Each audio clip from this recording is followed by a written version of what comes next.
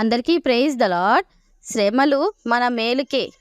మన జీవితంలో శ్రమలు, కష్టాలు, కన్నీరు విడవక మనల్ని వెంటాడుతున్నప్పుడు ఎందుకు ఎప్పుడు నాకే ఈ శ్రమలు అంటూ ఆలోచిస్తూ దిగులు పడుతూ ఉంటాము. అయితే దేవుని వాక్యం చూసినట్లయితే కీర్తనలు 119, 67 నుండి 71 వరకు, శ్రమలు కలగక మునుపు నేను త్రోవ విడిచి తిని ఇప్పుడు నీ వాక్యమును అనుసరించి నడుచుకొనుచున్నాను. నేను నీ కట్టడలను నేర్చుకున్నట్లు శ్రమ నొంది ఉండుట నాకు మేలాయను.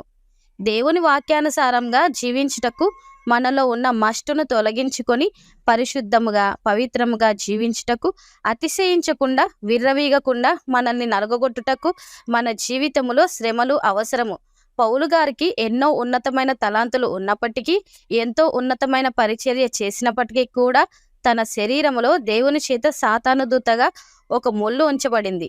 కాబట్టి శ్రమలు నిన్ను సరిచేయుటకు, బలపరచుటకు, దేవునిపై మరింతగా ఆధారపడుటకు, ఆనుకొనుటకు ఆధారమని గ్రహించి శ్రమల యందు అతిశయించుట నేర్చుకుందాము.